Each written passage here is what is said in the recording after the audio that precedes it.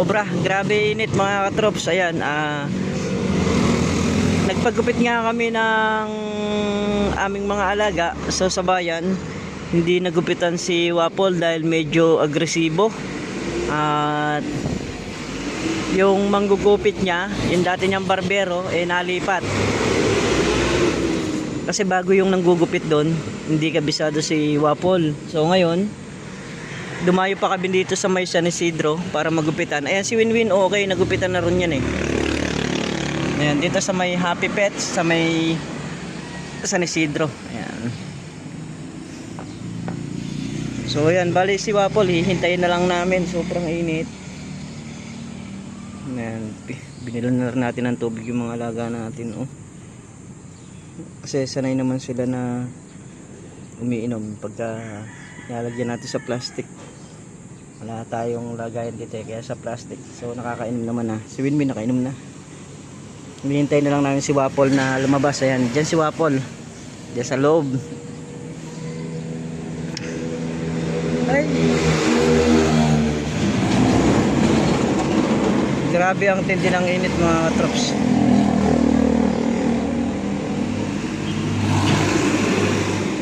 Iniwan namin sila dun sa bayan. Gawa nga nung binabalikan lang namin sila pagkatapos nila. So si Wapol medyo ayaw niya yung yung tunog ng razor. Hirap siyang gupitan pagka nakakarinig siya ng mga tunog ng razor. Ayan.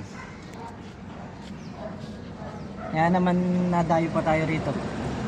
May San Isidro dahil yung dating nanggupit sa kanya, ayan, nandyan sa loob. Yun yung nanggugupit sa kanya ngayon. Ayan o, kahit na naka-aircon si Winwin, hingal pa rin. Win? Ayan. Ayan,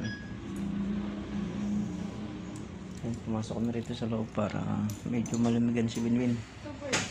Dahil naka-aircon dito sa loob. Ayan. Win! So yun, tapos na nga kami magpagupit. At ayan, unang ulan ng Mayo dito sa amin. Ayan. So kanina sobrang init talaga, namang tirik na tirik ang araw. Ayan ang kapalit. Itong motor, hugasan lang natin yung bubong, puro alikabok eh. Tapos mamaya pupunasan natin, saka natin ipapasok dito sa loob. Ayan o. Diba? Lumalakas na, lumalakas. Mahimbing ang tulog mamayang gabi nito mga trops. Ayan o. Ngayon lang umulan, unang ulan. Sabi nila unang ulan daw gamot. Ewan ko lang, sabi hindi ako ganong ron. Malamang ito, gamot ito sa taong nauuhaw. Lalo.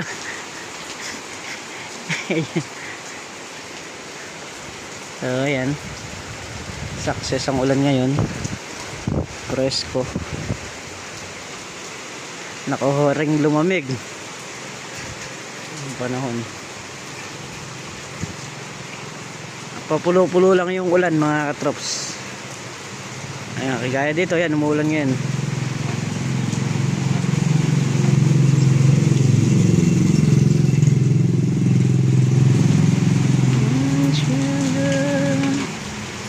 Malengke rin kasi kami kanina. Ayan o, si Wapol o. Nagupitan na. Si Wapoleng. Ayan. Kaya puno na naman yung tindahan. Tapos ay, mga tubig natin, puno yan. Pati nasa loob. Ito yung mahirap gupitan. Ayan. Ito kahirap gupitan. Namimili pa ng manggugupit. Doon na kayo. Sige nga, papasok na. Ayan, nag-aayos pa ng paninda. Si Mrs. Katrops.